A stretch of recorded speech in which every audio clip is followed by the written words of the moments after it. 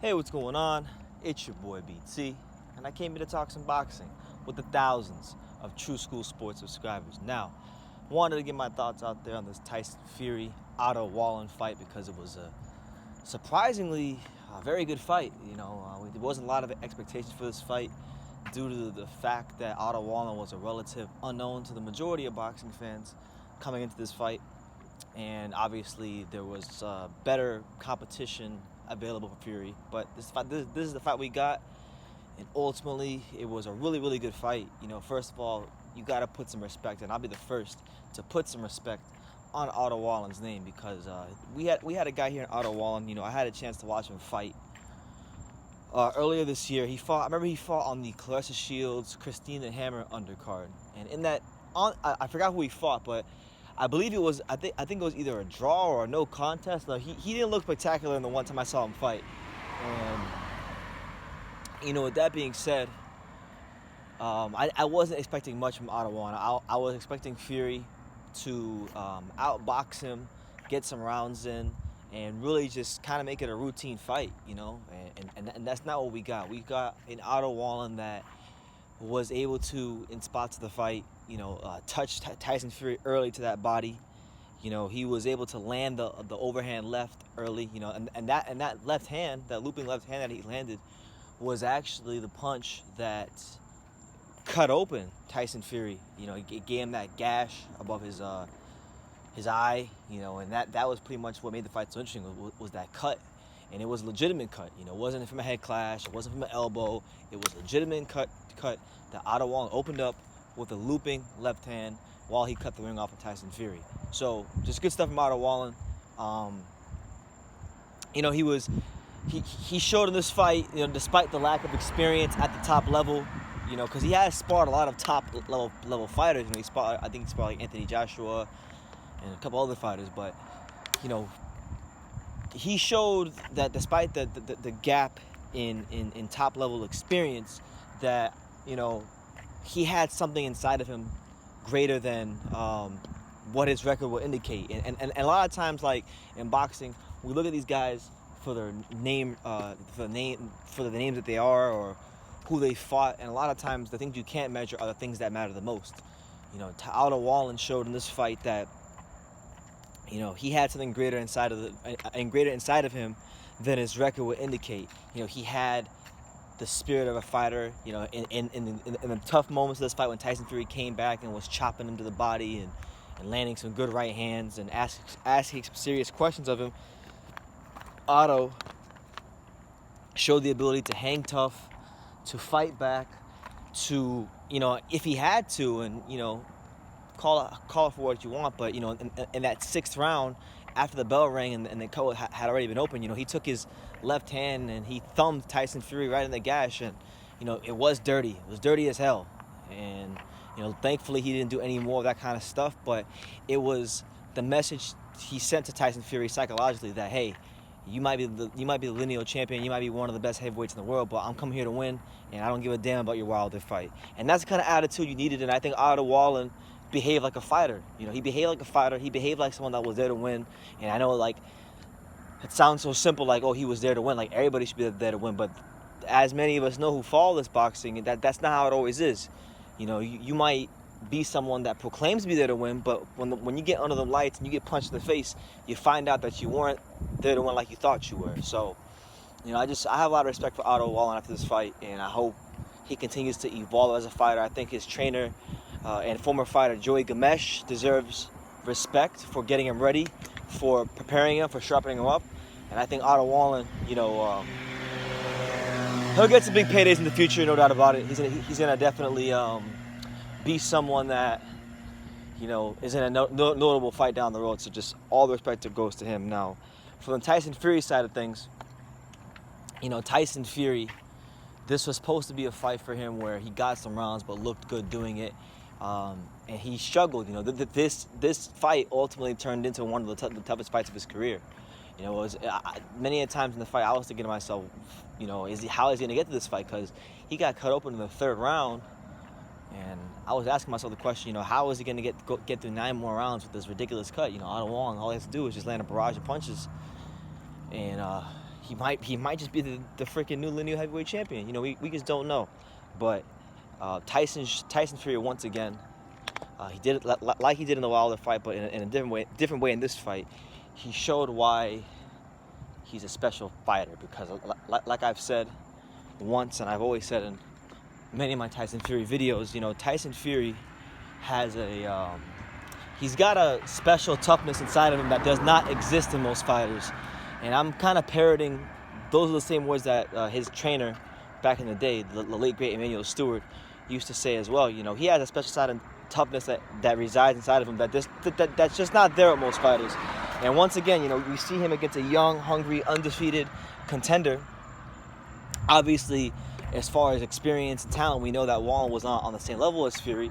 But still, when you have a fighter who's young and hungry, who opens you up with a cut late in the fight, that's where the belief comes into play. You know, it's kind of like that one scene in Rocky. I was watching Rocky 4 earlier today, and many of you guys may remember that one part in Rocky 4 where Rocky's getting his ass whooped by Ivan Drago. You know, Ivan Drago, the big Russian. He's beating his ass, tattooing him with jabs and right hands and left hooks. And then there comes a point in the fight where Rocky realizes that he's not a robot. He's a human being, and he bleeds just like him. When Rocky hit him with a left hook and cut him open, that's where the belief kind of came in for Rocky in the movie. And then you got his trainer saying, "Rocky, he's a man. He bleeds just like you." You know, it was kind of like that type of thing with Otto Wallin when he cut Fury.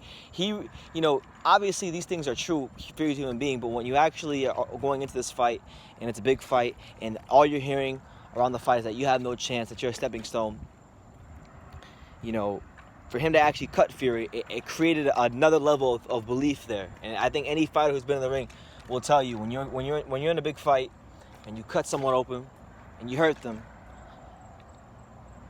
it creates another level of belief, because you finally have evidence that you can do damage to that person. So that's what Fury had to deal with. Fury had to deal with a young fighter who was hungry to win and who began to believe in himself more with the cut. And he behaved like it. And even when Fury was putting some pressure on his ass, he still behaved like it. So just Fury, I think in this fight it was good for him in a way, in a couple of ways. It was good for him because, number one, it shows that with him, he has the ability to win in a different fashion, you know. And it's funny because I feel like with Fury, Fury really can't win with people, because people always said, like, I remember when Tyson Fury signed the ESPN deal, they said he was going to fight bums and cab drivers and just outbox them all to 12-round decisions, right? And now he gets a fight where he bites down on his teeth, he faces a bit of adversity, he gets in the trenches, and he kind of has, like, ironically, a Mexican war on Mexican Independence Day weekend, you know. So he can't win because if he outboxes people, they say, oh, he's a bum and he's boring and he sucks. Then if he goes and has a toe-to-toe war with a guy who's a subpar opposition, then they say, well, oh, look, he got cut by some Swedish guy who's ranked number 50th in the world. So with that being said, he can't win win with a lot of people, especially the ones that hate him and don't want to see him do well, and can't be objective in any way, shape, or form. But I thought it was good for Tyson Fury because, number one, he needed rounds against Deontay Wilder. I mean, he needed rounds against an opponent following the Deontay Wilder fight, because he only went about a round and a half with Tom Schwartz. So he got 12 grueling, hellacious rounds, which I think are good, which I think will create another level of self-belief in himself, and that's already scary enough to think about, because Tyson Fury is already somebody that believes in himself so much, and that's one of the things that makes him such a special fighter. But I think this is a good fight because he was able to bite down. He showed not just the boxing world, but Deontay Wilder, that he can win. He can win in another way. He could win a war in the trenches. He could go to the body. That he can break you down with body shots, as he showed. Because let's have it right. I think we gotta give Otto Wallin a lot of credit. I know Tyson Fury isn't known for his punching power, but these body shots that he was landing, the way he was placing them, they would have dropped a lot of fighters. They really would have dropped a lot of fighters. And I think, I'll be honest with you, if Tyson Fury is somehow able to cut the distance on Deontay Wilder, and if he goes down to the body like that, like he was going against Otto Wallin, I could see Wilder being in a lot of trouble, because he did, like if you look at nobody who fights Wilder ever goes to the body because everybody's too afraid to go towards him because of the power. But Tyson Fury, I think, Tyson Fury knows that, and he says it himself. He doesn't believe that he can come to America and get a decision against Deontay Wilder. So it's going to require him to, in many spots of their rematch, cut the distance. And when you cut that distance, I think the best thing to do would be to go downstairs to the body. And truthfully speaking, I don't see Wilder being able to take body shots. I don't. He's got skinny little legs. And even in their first fight when Fury wasn't even at his best, Fury was headhunting the whole fight, and pretty much he buzzed him a couple of times in that fight. He didn't really hurt him, but he buzzed him. If you look at how Wilder reacted after certain shots, he had him buzzed. So I feel like if he was able to somehow land, the body shots or something close to the type of body shots that he landed against Otto Wallin, against Deontay Wilder, then it's going to spell a lot of success for him. I truly believe if he's able to do that, he's going to stop Deontay Wilder. One of my good friends, as many of you guys may know, is Riddick Bowe, and I always talk to Riddick Bowe about how Wilder would have fared in his era. And Riddick Bowe says that he doesn't understand why these heavyweights don't go to the body against Deontay Wilder. Because he said if he fought Wilder in his prime, that's the main thing he would do. He would go to the body, he would take the gas out of the tank, then he would come back upstairs and decapitate him within 5 rounds. But that's Riddick Bowe. He was cut from a truly different cloth back in the 90s, coming from Brownsville, Brooklyn, being the 3rd or 4th youngest undisputed champion ever, something like that. Anyway,